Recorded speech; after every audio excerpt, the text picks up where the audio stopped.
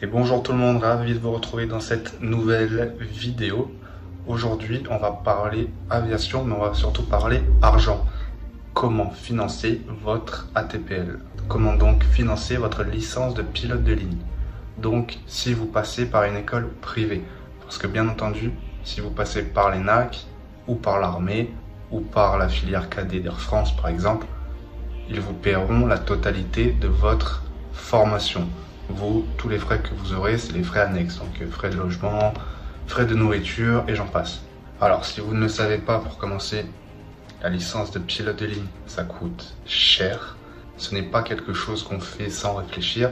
Ça demande une réflexion réelle et vraiment profonde avant d'entamer n'importe quelle démarche que ça soit. Il faut savoir que le coût de votre licence, il va se situer au moins autour des 50 000 €. Et si vous avez de la chance, ça n'ira pas plus haut. Mais honnêtement, on va prendre une fourchette quand même beaucoup plus large.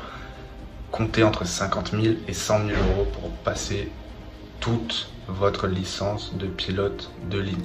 Pourquoi je mets des prix quand même assez larges, entre 50 et 100? Ça va dépendre de l'école où vous allez passer votre licence, forcément. Si vous passez tout en France, par exemple, ça sera plus cher que dans certains d'autres pays européens. Je ne dirais pas non, mais bon, après, à vous d'aller faire vos propres recherches. Mais ça ne coûtera pas non plus 2 fois moins cher. Il ne faut pas non plus penser que parce que vous allez aller dans un pays entre guillemets plus pauvre, je dis bien entre guillemets, que ça vous coûtera moins cher. Comptez minimum 50 000 €. Alors oui, ça coûte cher, donc c'est pour ça, le financement, pas tout le monde a les fonds propres pour pouvoir se financer sa licence de pilote de ligne. Après, si vous les avez, c'est franchement la meilleure solution pour la financer. Si vous avez des économies, utilisez vos économies, au moins, quoi qu'il arrive, que ça marche ou que ça ne marche pas, vous ne devrez rien à personne. Donc, j'en viens à la première solution, je viens de le dire, c'est d'utiliser vos propres économies. Alors ça paraît peut-être beaucoup, certes, mais ça dépend après de vous et de votre éducation, on va dire, financière. Si vous avez plusieurs dizaines de milliers d'euros d'économies et que c'est vraiment ce que vous voulez faire d'être pilote de ligne, alors à ce moment-là, allez-y, il n'y a pas de souci. Comme je l'ai dit, au moins vous ne devrez rien à personne. Deuxième solution, selon moi, c'est de demander à sa famille ou à ses amis. Si par exemple vous êtes encore jeune, enfin encore chez vos parents plutôt, vous pouvez très bien demander à vos parents de vous financer votre licence de pilote de ligne. Bien entendu, il faut que vos parents aient les moyens de pouvoir le faire. Pas tous les parents pourront vous prêter ou vous donner, peu importe, entre 50 000 et 100 000 €. Mais si c'est le cas, voyez avec vous. Après, s'ils sont d'accord, allez-y.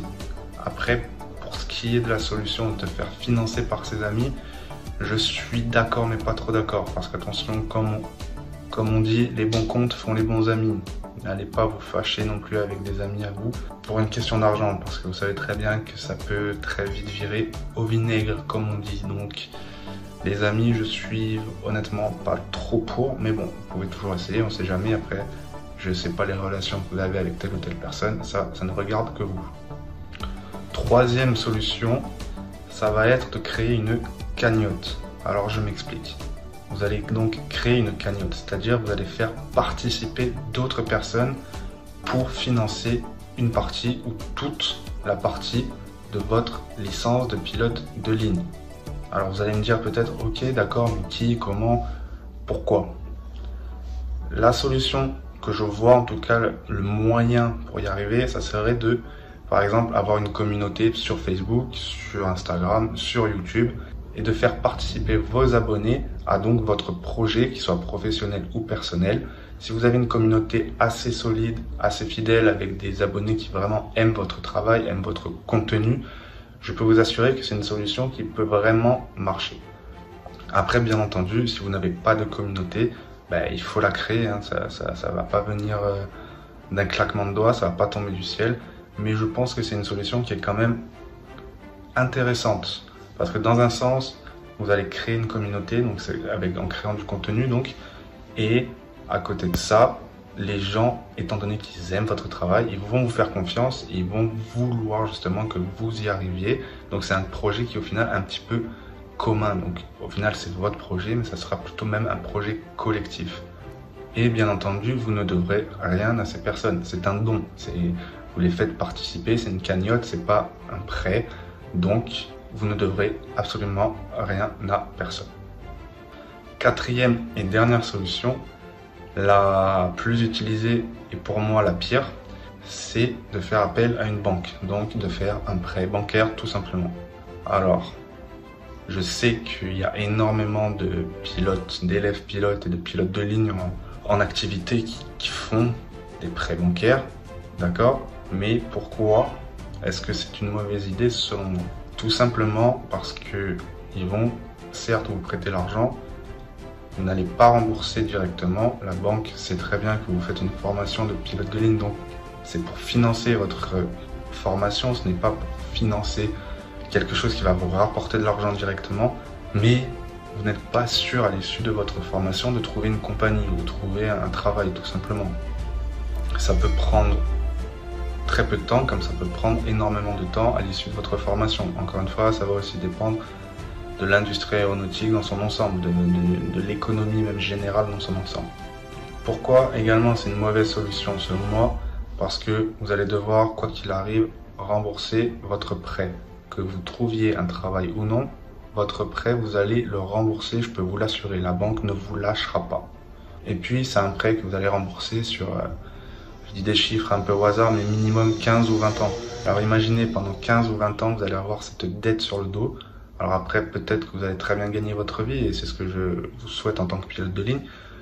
Mais honnêtement, c'est quand même un poids. C'est quand même pour moi, selon moi, c'est un fardeau énorme. Les prêts bancaires, en tout cas les prêts personnels comme cela, ce sont vraiment des fardeaux monumentaux.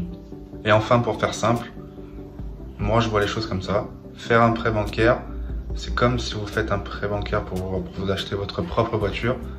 Que vous le vouliez ou non, la voiture ne vous appartient pas. Vous faites un prêt bancaire pour votre maison personnelle, la maison ne vous appartient pas. Tant que vous n'avez pas fini de rembourser le prêt, elle ne vous appartient pas.